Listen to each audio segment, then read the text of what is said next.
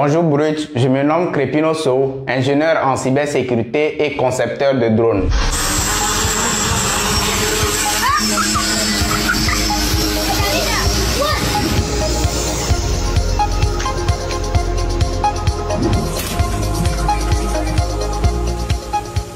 Ici, on est actuellement dans mon coin secret où je fabrique les drones. Je suis dans ce domaine depuis 2019. Vu la difficulté que je rencontrais parce que mon papa cultive beaucoup, du coup, on rencontrait certains problèmes dus à la pulvérisation dans les champs. D'où m'est venue l'idée.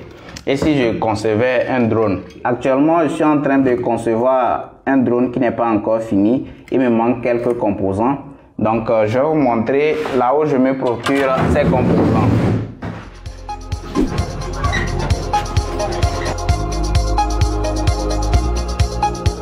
Donc, ici, on est arrivé dans la boutique où j'achète les composants électroniques.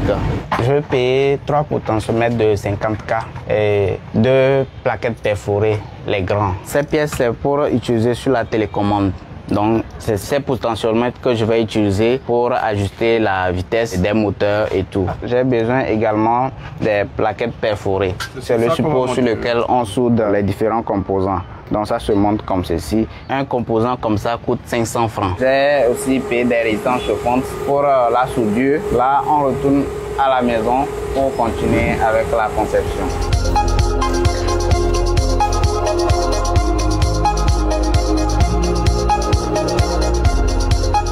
Donc, pour fabriquer le drone, tout commence d'abord par la conception du schéma dans un logiciel de test. Dès qu'on a quelque chose, on fait les composants. Vu qu'on est limité au niveau des composants et tout, donc il y a certains composants qu'on est obligé de fabriquer nous-mêmes. Ça, c'est un schéma simplifié qu'on peut tout de suite reconnaître facilement les différents composants. Après ça, on passe dans un logiciel de test comme Proteus. Si tout répond bien, on vient, on soude les différents composants qu'il y a à souder. Là, par exemple, c'est un MOSFET.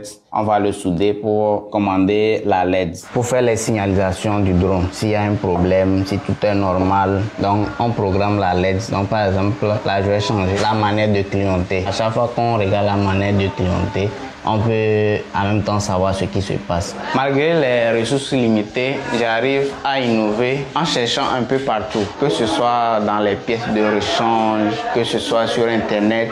C'est comme ça que je procède pour trouver des solutions. L'artisanat représente 40% dans la fabrication de mes drones, puisque déjà les hélices, le châssis, comme vous pouvez le voir, c'est fait à base de tubes d'aluminium.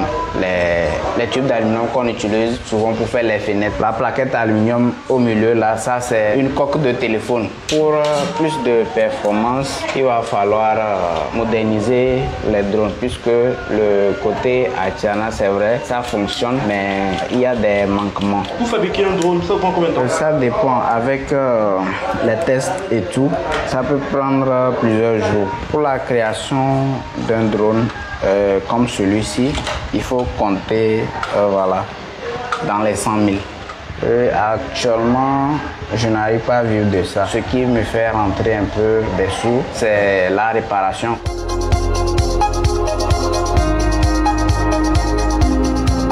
Il y a 2 types de drones. Donc celui-ci, par exemple, vu que c'est un petit drone, ce sera un drone équipé d'une caméra haute définition qui va survoler les champs. Avec le drone, vous avez de belles images aériennes que vous pouvez analyser. S'il y a des logiciels de traitement d'images, vous traitez, vous allez voir les parties où votre culture a des problèmes. Et le second type de drone, c'est les drones de pulvérisation. Donc eux, ils sont utilisés pour aller pulvériser, que ce soit les insecticides, les herbicides ou des engrais. Voilà. Mais le premier test ne sera pas aussi stable comme il faut, hein, vu que c'est le premier. C'est pour ça que je filme souvent. Donc je teste, je vois comment ça réagit. Après je regarde les images pour voir. On va partir pour tester le drone. Afin de financer mes projets, je compte lancer un programme de crowdfunding. Ceux qui seront intéressés, voilà, pourront y participer. Ok. Non, on peut aller. Ok. souvent, vu que c'est le premier test qu'on fait, donc on ne s'attend pas forcément à avoir tout de suite le bon résultat. On analyse pour voir qu'est-ce qui n'a pas marché et puis voilà, on corrige.